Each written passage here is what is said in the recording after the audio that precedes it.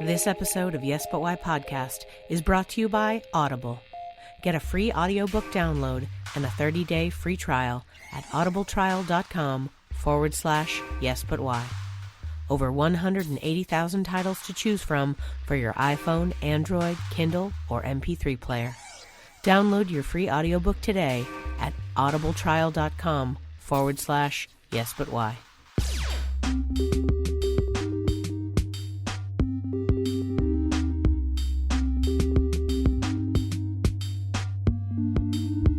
I'm Amy Jordan, and this is Yes But Why podcast.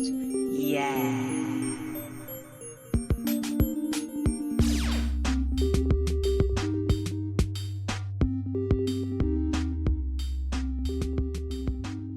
I was an early reader for my dad and my grandmother. I was raised by the two of them, and they really put a lot of books in front of me, and literacy was encouraged. So did a lot of reading and watched a heck of a lot of comedy. I mean, and now it's my father's generation of comedy, so like Jack Benny and George Burns and all. So my style of humor still tends towards a lot of vaudeville stuff, like the corny dad jokes are my thing, and it's perfect because that's all those guys ever did. And so it was a lot of that. And so when I was a kid, when I was, kindergarten, first grade, I'll admit that I was rewriting a lot of, Abbott and Costello bits and things like that, just trying to make the other kids in school laugh. That was my goal every day, was to go in and to make kids laugh. And I've told this to my sons too, that it's a very powerful weapon. If people, especially if they're, bullying and things like that, the easiest way to get somebody on your side is to make them laugh. And especially if you laugh at yourself, because you take away their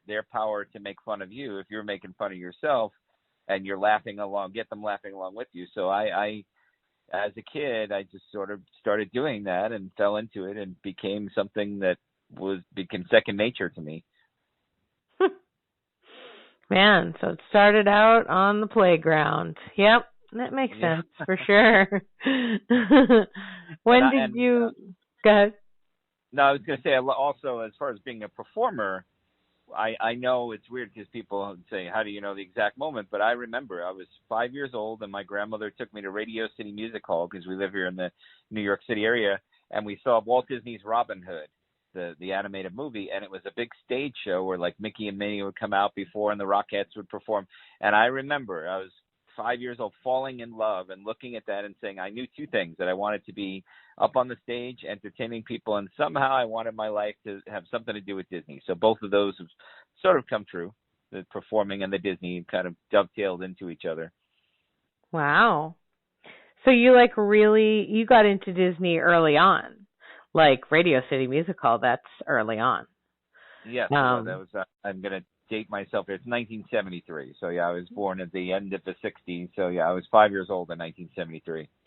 I mean, it's a wonderful time for movies for sure. Now, we all just take it for granted. It's like, yeah, I can watch 47 movies in a day. It's fine. But like back then, you had to go out and have an event. That's an amazing thing. So you have really stuck with your love of Disney. How did you develop that over the years? Like, as you were growing up, did you guys go to Disney World or Disneyland with your family? We did. We're on the East Coast, so it was a little bit easier to travel down there, and maybe once a year or every other year or so we would go down there. But like everybody with Disney, they're all over the world. I always say that you can go to the most remote jungle in the world and find a tribe that has no contact with civilization. You'll find somebody wearing mouse ears there, because Disney is just everywhere. And whether it's TV shows or books or movies or the parks or whatever, everybody's exposed early in childhood. So it's easy to that's what you love and you're passionate about. It's easy to nurture that. And the good thing with Disney is it fit right in with my love of entertaining and performing, because I could watch a lot of these movies and cartoons and pick up a lot of timing, especially cartoons and I think we all, a lot of comedians, you talk to like a Jerry Seinfeld or people like that, early timing came from watching Bugs Bunny and Mickey Mouse and all those things and Wile E. Coyote, and you learn about how it works, the genesis of putting a joke together, or being the straight man, or delivering a line with a straight face, all that stuff. It comes from cartoons early on, so it worked with both of them. Yeah, Jerry. I know Jerry Seinfeld's the biggest one about that. He's always talking about all the Bugs Bunny cartoons that he grew up watching and how they really formed his comedy as a kid. Yeah, I always think about that actually when I'm trying to get back to basics. I'll watch like Tom and Jerry, or any comedy where it's largely nonverbal. I think it's funny. I find occasionally words can get in the way, and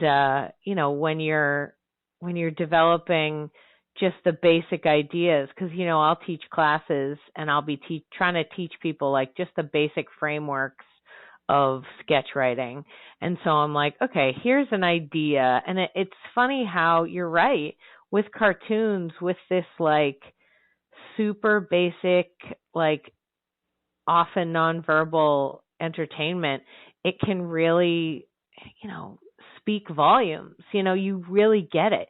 You know where the punchline is. You can like feel the energy, the rhythm of the joke as it's happening. Like, I don't know, even the moments, and whenever I talk to people, current like comedians are so like, oh, I don't want to look stupid. I'm like, looking stupid is exactly what you need to do. Yeah. Like, they're, those moments in cartoons where like Wile E. Coyote's running after the Roadrunner, and then all of a sudden the ground isn't there underneath him.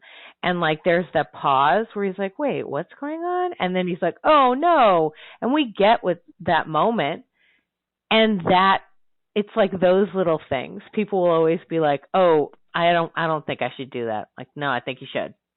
I think you need to pause and show the audience you get it, and then move on. Like, I don't know. Cartoons are just chock full of that kind of stuff. Is that what got you into, your interest in Disney? Is it the art of the comedy as it was written, or the animation? What was the main? It wasn't so much the animation. I mean, the animation was great. So it was the stories. They were, even their movies. There's a beginning, middle, and end. They're well-defined characters. The punchline, live action movies like the Apple Dumpling Gang and Herbie the Love Bug and movies like that, where they had great comedians in there, Buddy Hackett and Tim Conway and people like that who sometimes were playing straight men, but you watch and see their timing. And so as a kid, being exposed to those things over and over and over again, and also the other thing that you learn from cartoons is the idea of, it's not so much, creating a funny character. It's the situation. Create a good situation that's humorous, and just be normal, act regular, and that's much funnier than if you're trying to like, hey, I've got a joke here, I've got a joke there. That doesn't work.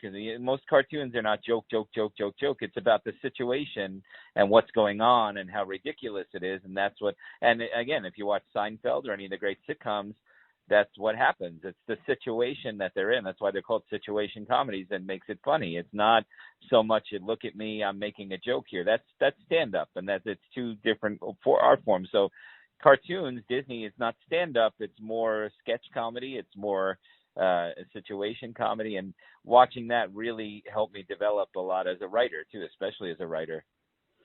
So you're, after you've torn down the playground, you let them know you're boss, you have been ignited with your love of comedy and storytelling from Disney. What's the first project you do in your life? I was very lucky. I was a high school freshman, and my English teacher, her ex-husband was producing a show on Broadway with Charlton Heston. And they needed they needed somebody who could do a convincing Irish accent. And I come from an Irish American family. My mom is right off the boat from Ireland, like a first generation. So I went in there, and they needed a young kid, and I was 13.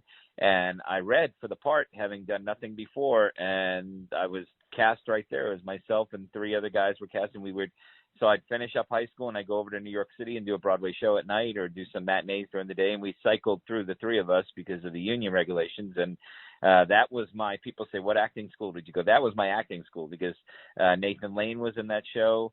And Charlton Heston was it for a little while. Glenn Close, it was one of her first shows. So you just watching that on stage every night and backstage and seeing how a show is put together. It wasn't so much comedy. It was, Sherlock Holmes. There were some comedy moments, but it was a serious play. But I learned all about what it takes to perform. And the other thing that I learned, which was great, it was the early 80s. So there were no microphones on stage. And you had to know that the theater we were playing in was a 1,200-seat theater. And I learned early on how to project my voice. If I'm in a room now and the microphone goes out, I make sure that person, even if it's the noisy room in the back, you can hear me without shouting and anything clear as day. And it takes a while to learn that, but I learned those skills, practical skills early on. So that was my introduction, was doing that. And that's insane. I know, it was a crazy way to start, but I thought, this is easy. And then with the arrogance of youth, you feel like, look at now, I'm on Broadway. And then it dried up after that. I did nothing for like 10 years after that because, I got lucky on the first try. And then after that was over, no other roles. I occasionally here and there, I do like a voiceover or a cartoon or something or a commercial, but no steady work straight through. And then it started picking up again in like my mid-20s. Man. But like just the Broadway show when you're in high school, that's just so intense. Like it's not like you did like, I did a small theater. Oh, just a little black box in Soho. No. Like, wow. What did your parents think? Like, how did you even get there? Luckily where I lived, I could take a subway over there every day, and sometimes somebody would drive me and drop me off, and then at night they'd always make sure the other actors or the stage manager would make sure I got home okay. I was a teenager, so it wasn't like I was 8 or 9 years old still, but it was New York City in the 80s, which was not New York City now. New York City you could send 2 in the morning, you could walk around, feel plenty safe, but there it could be 5 p.m. and you're taking your life into your own hands. But that was like the taxi driver days and the Death Wish days of New York. So luckily the theater was very close to the bus station and the train station, so I didn't have to go that far. But I saw more than I got an education as a kid, believe me. Yeah. And then after the show, many nights we would all go out to the bar, and I was 13 years old, and nobody cared. I was in a bar, not that I was drinking, but I was in a bar in New York City, hanging out there before going back to Jersey. So. I certainly learned a lot, not just from acting and performing, but from, growing up. Man, wow. So did you, ride high on your own laurels for all the rest of high school? You're like, yeah, I'm pretty cool. I tried not to. I mean, it's hard. You're human, and you're a high school kid. You're a teenager, and all the other kids, all right. I mean, some didn't care. Some were just like, so what? That's the beauty of the New York area. It's unlike, L.A., everything is about the business. Everywhere you go out there, everyone's involved in it. New York, kids don't care if you're an actor. It doesn't matter out here. It's just one of many jobs. So that's the theater industry, and even the theater neighborhood. You go into a bar in the theater neighborhood, and you're sitting next to, a fireman, a construction worker, people. Oh, now I'm saying this like the Village People, but you're sitting next to a whole bunch of people that don't That's care why they called it the Village People. That's true. Because they were in the village, and they were like, I just looked, there's 5 people outside, this is what they do for jobs. And they're like, guys, I have an idea for a band. And it happened. Yeah. The Native American was a little sketchy because I never saw Native Americans walking around New York City with the whole headdress. And all the other guys I saw, construction worker, policeman, Navy guys, those were fine. But the one guy was a little unbelievable. But that guy, that was just a statue in the bar where they first came up with the idea. They're like, I'll be this guy. And they're like, really? Really? And he's like, yeah. I'm like, all right, I guess. That's what you want to do. Oh, we made the headdress already. Oh. Anyway, what did you do high school theater? Did you do your own, at the high school that you went to, did you do the plays and stuff, or was it not that kind of school? Well, it was a small Catholic school, so we only had 300 students total in the school, and I was one of the few that was into performing. And it was one of the great things about a school that small is we all knew each other, freshmen and seniors. There were no cliques. There was no I'm a freshman, you're a senior, you're a sophomore. Everybody got along, which is good. And it was in a racially diverse area, so everybody sort of, was different cultures and ethnicities and different languages being spoken. So it was a great place to go to school but theater wasn't really a primary thing there. So what I did, I wrote a lot of shows with the English teacher. The two of us would get to the woman whose husband was a Broadway producer, and so we would write a lot of our own little Christmas plays, and then they were very silly. And again, a lot of them I was copying from the Three Stooges and things like that. And I guess I owe them a check somewhere along the line, because I was blatantly outright copying some old stuff from the 20s and 30s, but we would put it up on stage at the school, and it was a small stage, and that was my experience. But I didn't have the, I go to my kids' school now because we live in the suburbs, and they spend thousands of dollars in these beautiful productions with great sets and lights, and we didn't have any of that. It was just, us with Sister Rose Magdalene holding a flashlight pointing at us, and that was our show. I went to a private Catholic high school too, and there were 300 people, but it was what grade was it? It was 6th grade through 12th, right? So there's a lot more people. I mean, and by that I mean fewer per class. But the boys' school had a theater department, but we didn't, and we were like, excuse me, that's unfair. That's sexist. And they're like, there's 12 of you. Like, doesn't matter. We want to have a play. It's our senior year. Let us have a play. So they went on whatever the 90s version of Craigslist was, and they found this like 20-year-old girl to come, and she was like, they let her do whatever she want. I can't believe they let her do whatever she want. She picked some weird like French, it was like I can't even remember. It was an absurdist play. It was crazy. Mad Woman of Chaillot? No. Okay, just want to make sure that's a weird French absurdist play that a lot of high schools do. No, this was not like, she's ahead of her time, everybody did what she did. She was just an odd young girl who the school was like, yeah, you can teach these kids who are 3 years younger than you to do this play. I mean, bless her. I would have taken the job in a heartbeat when I was her age, but, oh, yeah, God, yeah. The flashlight was true. They had that too. We were in the like auditorium, and that's why she did the absurdist. She was like, "Oh, you guys, this is gonna be great. You guys are all gonna hold flashlights, and that's gonna be the light. Oh, it's so deep." And I was like, "Okay, cool." Oh my God, high school theater is funny. Yeah. So in your 20s, you get back into it. How did you get back into it? I transitioned to writing. I didn't mean to, but I joined an improv company. It was called Gotham City Improv, and it was a predecessor, just a few years before Upright Citizens Brigade started. So there were a whole bunch of us in there, and we were basically, we didn't have Second City. We didn't have the Groundlings. We were trying to be the New York version of it. And we were noticed by NBC, and NBC hired us on in the early 90s to be associate writers.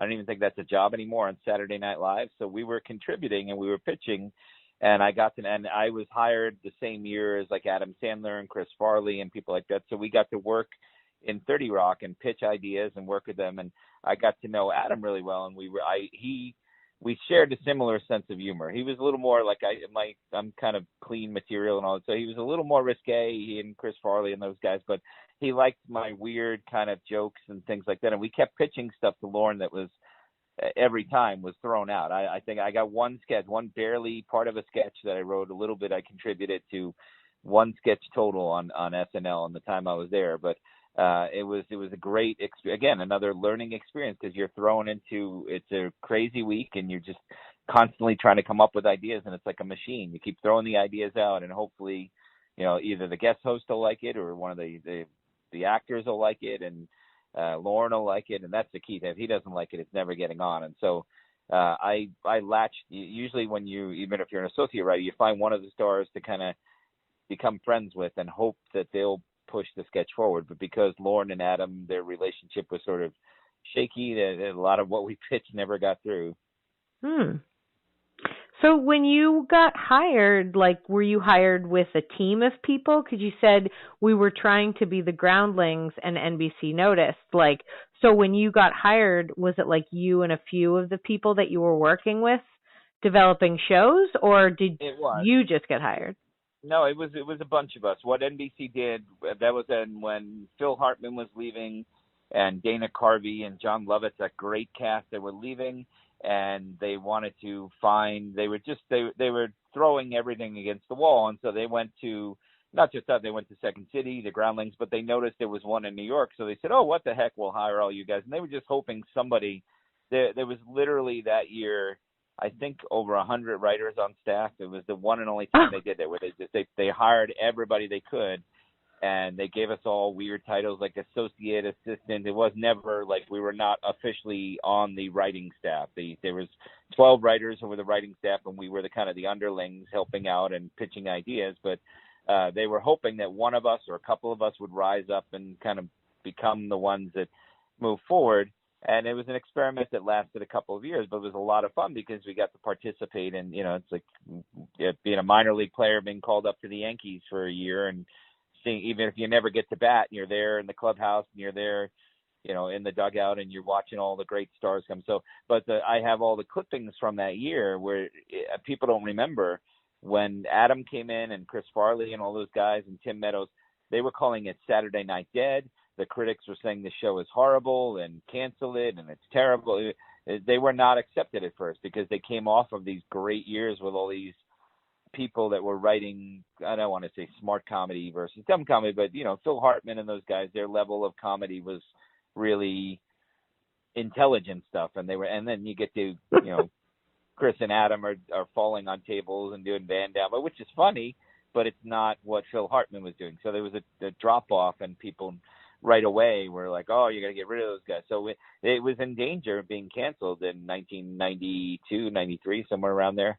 But luckily, NBC stuck with it, and here we are all these years later. But it was, again, one of the most fun times I've ever had doing it. And I wasn't even acting. I was just sitting there writing day after day. That's amazing. Dude, your first job was on Broadway, and your second job was at SNL. What's happening? Yeah. What is going on? It was pure, again, both were pure luck, and both were sort of on the fringes of, now I wasn't starring on Broadway, I wasn't starring in SNL. They were both sort of participating, but still it was being involved in something that a lot of people dream of, and I just sort of fluked into it or lucked into it. That is so super wild. And it's kind of great that even if none of the, and I've heard this from other people that have written on SNL, that sometimes you pitch and pitch and pitch and you never get anything. So I kind of appreciate that, you were working hard and doing it, but do you feel like you were appreciating it at the time? I mean, I know now you're looking back on it, and, you like all of us, when we look back on, troubling times, we're like, oh, but I learned so much. But at the time, were you like, this is so great? Or were you like, oh man, why didn't I get my pitches? Oh no, I enjoyed every minute of it. I counted my blessings.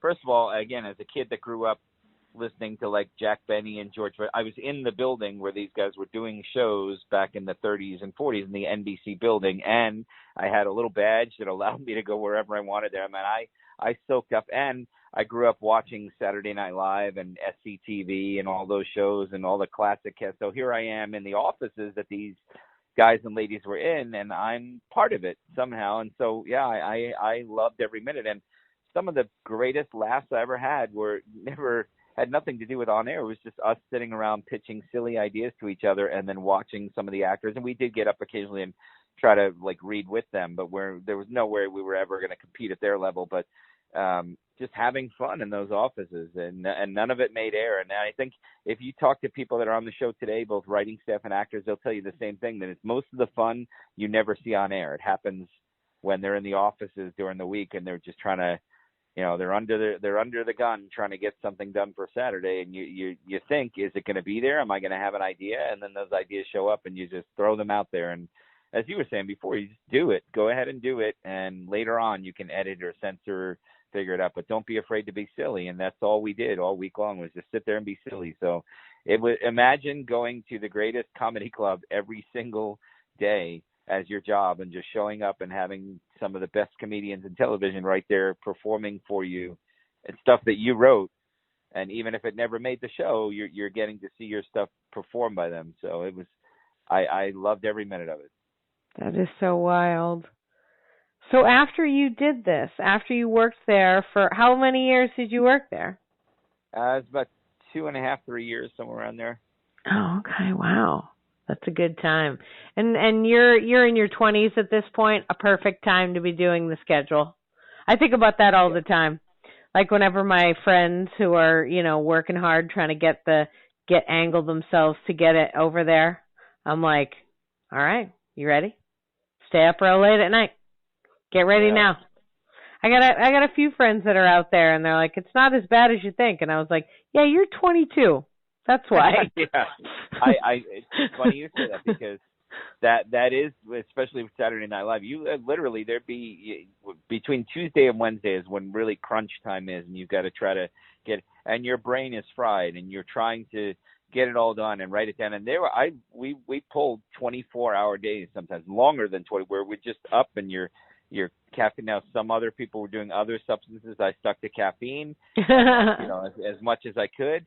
Although I will say it was not as rampant as I heard it was in the 70s and 80s, and it was not so bad there. But sure, you're doing what you can to keep yourself awake and keep yourself, and the adrenaline's there too. But as soon as I hit 30, and I would go out and try to pull all-nighters, my body was like, nope, that's not happening anymore. Sorry, buddy. You can't bounce right back. I would, get 2 hours of sleep and then roll right back into we'd just sleep there at the office and wake up and go on the set and start getting stuff done.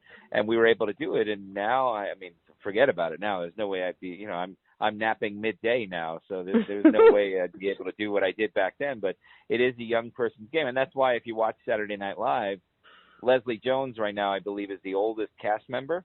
Mm-hmm. And she's almost 50 years old, but most of them, when they come on, they're in their 20s and 30s, and they do that for a reason. They when they leave, they're usually late 30s, early 40s, because they get burned out by the schedule.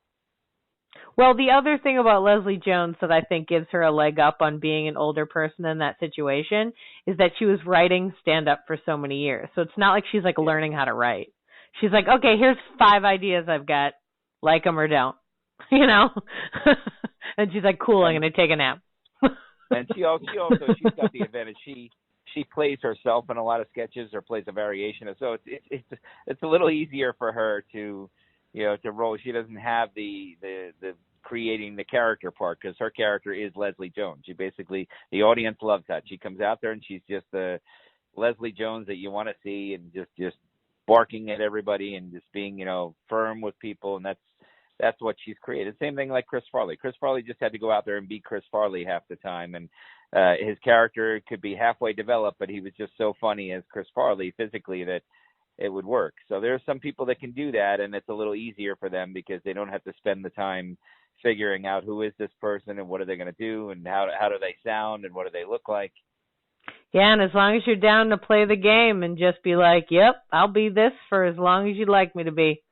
Yeah. Like, I don't care, Super interesting. So after you work at SNL, what happens after that? I mean, like, where do you go from there?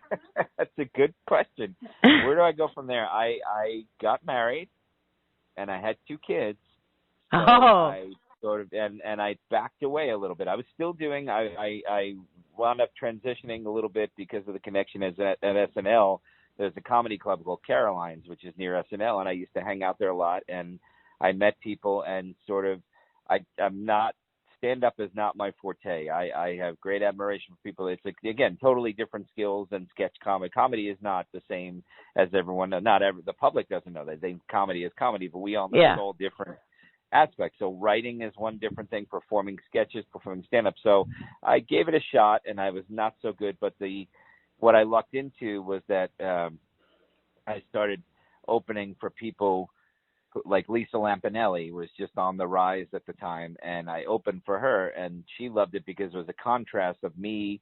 My jokes were all these, again, kind of clean vaudeville, silly jokes that, dad jokes and stuff like that, just to get a giggle out of audiences. And we'd have people in the front row, like, senior citizens from Dubuque, Iowa, who was sitting there and enjoying the show. And then I don't know if you've ever seen her, Lisa Lampanelli, but Yeah, so the Queen of Mean, she deserves it. She's a lovely person, wonderful, and I thank her for all she did, but she could be really hard on people in the audience. And so I'd stand off to the side, and they'd look at me like, nice guy, come back, wait, she's calling us all these names. I'm like, hey, I can't help you here. That's her act. So she purposely did this. She had me open for her because the audience would be thrown off guard, like, oh, okay, this is a nice show. There's not going to be any vulgarity or anything.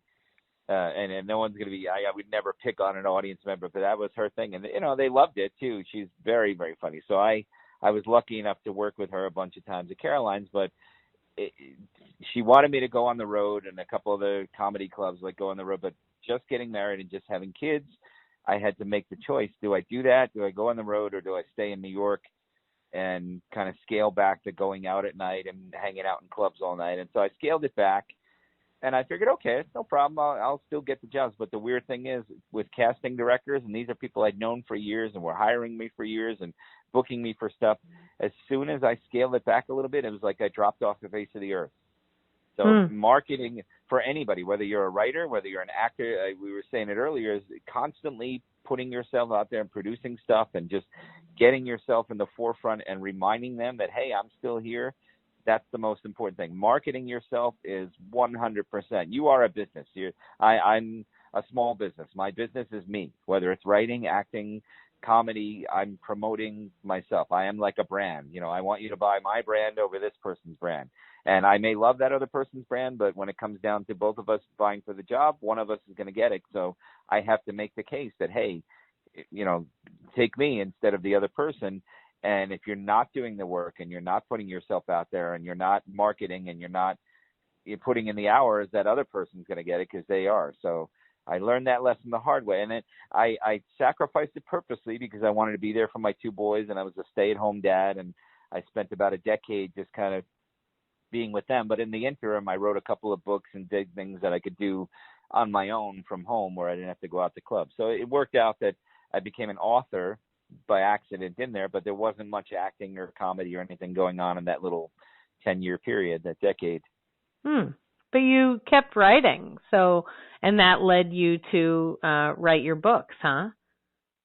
Yeah, and that's the other piece of advice I'd give to anybody who wants to be a writer, is just write every day. I don't care what you write. It could be a journal entry, it could be a Facebook post, it could be a sketch, or whatever. Even if nobody's ever going to see it, just write constantly. Sit there and get yourself in the habit of writing, even if it's 10 minutes a day, because those skills, if you don't keep them sharp, they're never going to go away completely, but you'll be very rusty. And if someone calls you and says, hey, we want you to be ready. So I was making sure that I was writing, and then I had a bunch of interesting offers come along where people like, we'd like you to write a book on this, or would you like to write a book on that? And so it became being an author rather than being a comedy writer. But the two skills are not that different. As far as when you're writing a book, you're writing a script. Basically, you're trying to pull the reader into the next chapter, and you want to make sure there's it's interesting enough where someone will want to keep reading. My goal when I write a book is that I want the person to be at 2:00 in the morning saying, I've got work in the morning, but I just can't put this book down because I want to keep finding out what's happening.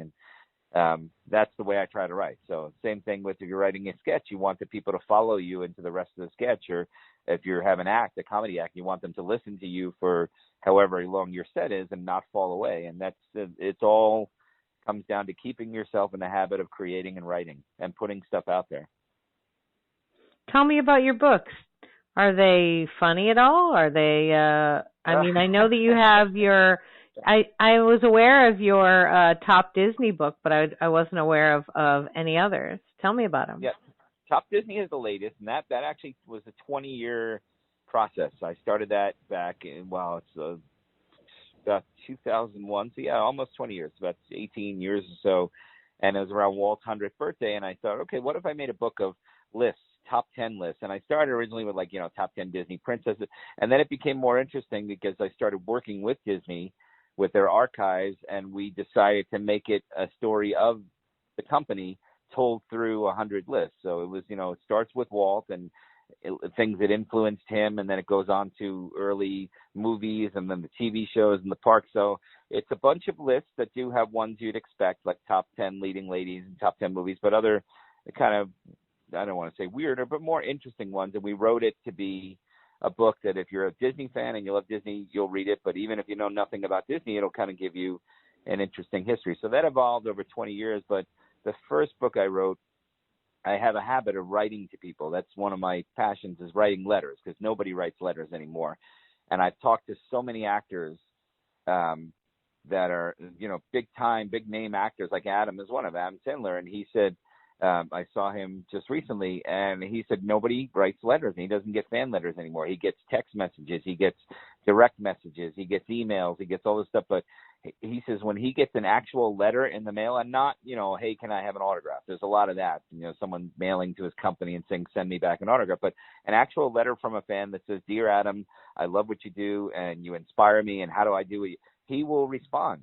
And many people, because people love getting mail. I mean, I get bills. That's about all I get now. So getting an actual letter or card. So my first book was about the idea of writing letters, because a lot of stuff in my career advancement, one of the stories, I don't know if you know Sidney Lumet, the director. He did And Justice for All, and I'm trying to think of the other, Dog Day Afternoon with Al Pacino. He's a New Yorker. Oh, okay. He did Network. He did The Wiz. So a lot of New York movies you've seen. And I wrote him a letter, and all I said in the letter was, I appreciate your movies. I love New York. I love how you put it on.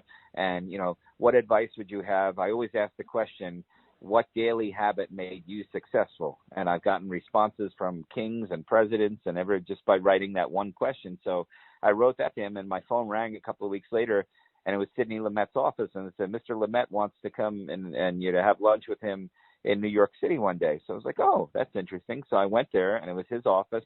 And he had sandwiches catered, and I sat across his desk, and we just talked about how I started, and he talked a little bit about my life and what it was like in New York. And at the end of it, he said, I got the script here. I have a new movie. I'm shooting it for HBO. We start next month. And he said, there's a role. It's about 7 or 8 pages there, and it's in the middle. It's in the first act. He said, I want you to read that. And I was like, oh, thank you. And I looked at it, and I said, well, when do you want me to come in and audition? He said, oh, no, there's no audition. He said, this was the audition. I wanted you to come and meet you and see what kind of person you were. And he's like, I think I want to work with you. So I wound up getting a job in an HBO movie. I starred in a scene with Oliver Platt and Estelle Parsons, and it was shot right here in New York, and it was directed by Sidney Lumet, who Academy Award winner. So that came from writing a letter. So my first book was about how to write letters to celebrities and how to get them to write back to you, and what do you say, and it's not 100%. Some people you'll never get a response from, but most of the time you'll get a response if you word it the right way and you're not asking them for what everybody else asks for. So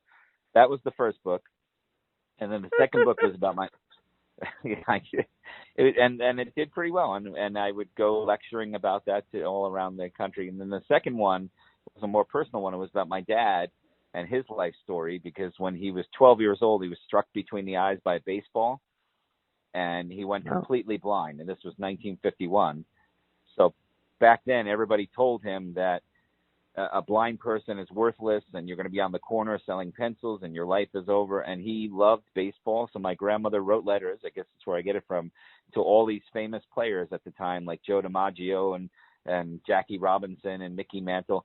And she just wanted an autograph, but they all came to the hospital to see him, and they became his friends, and they brought him over to the ballpark, and he got to meet his heroes. And one of them, a guy named Phil Rizzuto, said, if you go to college and you get a degree and you don't give up and you keep going forward, I'll open some doors for you. I can't guarantee you that. My dad now has been doing it for 64 years. He's an Emmy-winning broadcaster for the Yankees. So, so the book is, and in that book, it's called Seeing Home, and it's about, technically it's about baseball, but it's more than baseball. It applies to even actors or to anybody. It's about not giving up. It's about, don't listen to people when they say your dream is worthless, or you can't do it, or you've got this obstacle. I mean, I look at my dad every day, and no matter what I face, I say, look, if he could do it, and he was struck blind, and he's been an Emmy-winning broadcaster, well, then nothing's going to stop me. And I have to, don't take no for an answer. So, wow, you've got such good advice.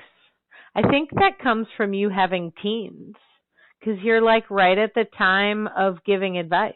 They need your advice right now. You're ready to give it. I'm happy to give it. I wish they'd take it, because they just roll their eyes and look at me like, yeah, Dad, okay, great.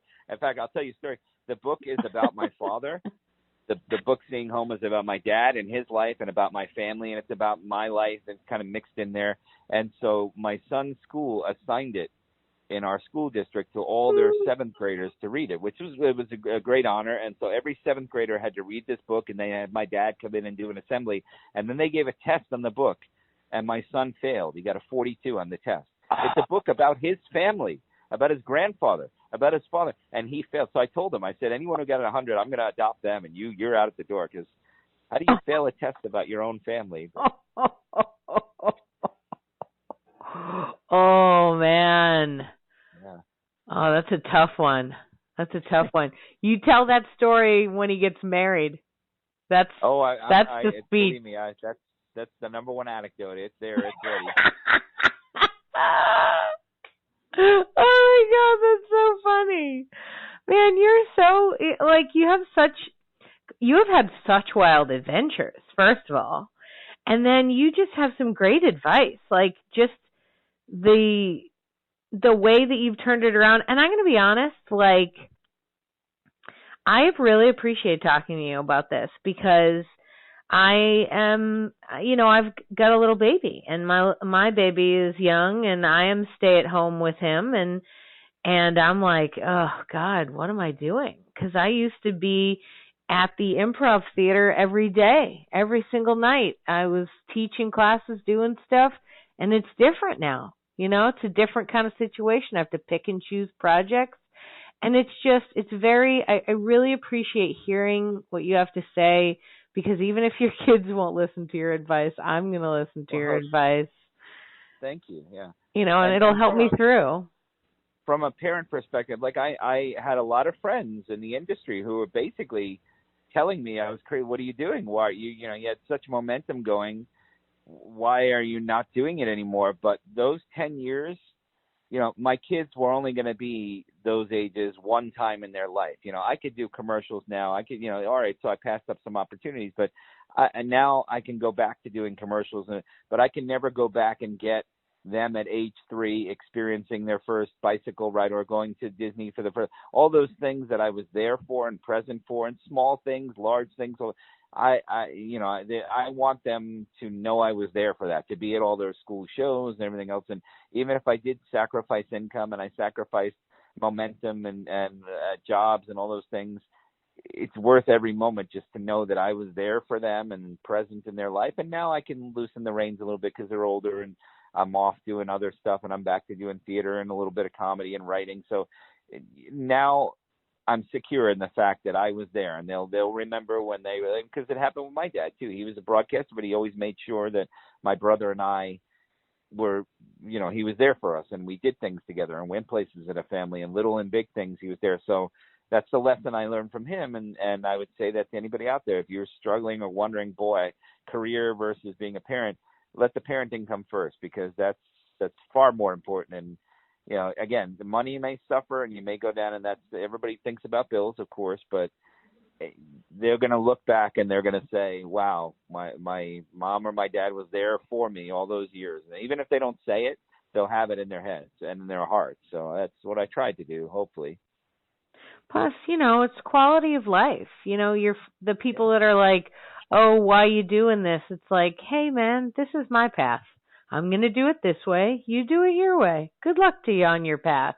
Like, the quality I want out of my life is my own design. And, I'm glad that you came out the other side, and you're giving me good news that if I'm nice to my children, maybe I'll still have work to do when I get older. But I think, also it's like sometimes you just got to relax. Sometimes you just got to take time. And I'm a big believer of like ebbs and flows in your creativity and like needing time off. Like, and I feel like I love that you wrote those books, because it's writing in a different way. It's like a different kind of muscle. It's the same thing, but writing books is different than writing something that's going to be live on stage or that's going to be filmed or something like that. So it's great that you were like, okay, how can I exercise the muscle that I want, but do it in the new world view that I'm at? And it's just speaking to an audience. And even if, I was lucky enough to get publishing deals and to have books, but now, people can self-publish books. But even if it's as simple as creating a blog and putting it out there, just writing something and having an audience, you may only have a couple of people reading it, or if you're lucky, thousands of people read it, but find your voice and just talk to an audience. And that's what a book, I was in my house writing it at my kitchen table, but knowing that in my head, I'm writing for someone who's eventually going to read this, and I'm having a conversation with them, or performing. When you're writing a story, you're performing. So that's all it was that. And I was talking about the business and going away from two other responses I got from letters that were amazing. One was from Jay Leno, and I wrote to Jay Leno about just what had happened to me. I was writing, and I was saying, he's someone I admire because of the Tonight Show and all he had gone through and everything else. And so he sent a response back to me. And one of his things he said is, there are so many people in the business that let the business consume them and their lives become about them. And he said, the fact that you have another life and other things that please you and a family. And he said, he doesn't have a family, he has a wife, but in his letter, he said he has cars, he's got other things, that those are his passions. And so when he needs to be in the business, he does, but he goes away and does other things, and he feels refreshed when he comes back. And he said, so many people, they get so wrapped up in the business and advancing and what they're doing that they forget to just have a life other places, and how much that recharges you and how much it makes you feel better. And then the other letter I got was from Harrison Ford, who was one of my idols. I mean, I love him. And it very short, very quick, but one of the things he wrote in there was, as I said, if you don't know the story, when his career started a little bit later. His Star Wars came in when he was in his late 30s, and he had already given up by then. He became a carpenter. He kind of backed off of acting. He went off and had a family and took another job and was building sets, and they called him in to read for Star Wars, just to be the reader, not even to play the part, but to read against other people. And he was so impressive, they hired him. So it was a fluke thing. But I asked him, like, and the answer I got back is, I stayed on the bus. And I understood exactly what he meant. Especially for older performers, older actors, it's so many people rush into, they come right out of college, and I want to be an actor, and I want to be famous, and I want to be, and usually those people, that energy burns away by the end of their 20s and 30s, and they start dropping off. And it happens in comedy too. They can't take it on the road, or they go and have a family and they find something else that they love and they go and do that, or they take another job. But if you just stay on the bus, even if you go away for a while and come back, there are more opportunities out there, because people see the work you put in and the years you put in and the mileage you put in, and they appreciate that. So you'll hear a lot of actors now in their 40s and 50s and 60s is saying, and I see it in New York, that there's a circle of guys that are around my age that we all go to auditions together, and one time they'll get a job, this time I'll get a job, but it's the work is there because we're the only ones at this age that are still doing it. Everybody else is kind of left, but we're still on the bus. So that's the thing, is make sure you keep your toes in there somewhere, even if it's a little bit, and stay on the bus and don't give up, and you can come back anytime. But the older actually is better. Yeah, it is. Yeah, it is. And the other thing that's the advantage now that I didn't have when I left the business, because things moving at a rapid pace now, is there wasn't YouTube and places to, create content and just put it out there. Now, I mean, I say to kids today, the advantage is you have my own son, my 16-year-old, is creating stuff all the time, putting it out there, and he's booked jobs on his own now. He's gone off and done acting stuff on his own because he just puts it out there. People contact him through his YouTube page and through Instagram and all the other stuff that he's doing that, I'm the old guy that doesn't understand half of it, but he knows what he's doing and he's picked up on it. And that's the definite advantage today, is that you can get your content out there faster than when I started out and I had to write for a TV show literally to get people to notice me. But now you can just write your own stuff and put it out there, or put it up on a stage anywhere, get a little stage. But the one piece of advice I always say to someone that comes to me that's very young and they say, I want to be an actor, what should I do? And my advice is, if you can see yourself doing something else and loving that and being happy with that, go do that. Because this is not a life that you want to be, wishy-washy, or I can't do anything else. I could never work in an office. I can never do it would drive me crazy. This is all I know how to do, is to write, and it has ups and downs and rejection and everything else, but it's part of the job. I accept it. It's part of, there have been years when zero income has come in, but that's part of the job. So, yeah. Totally. Thank you so much for being on the podcast. This has been a wonderful conversation. Well, thank you. I'm honored that you have me on there. I love your podcast, and it's great to be a guest.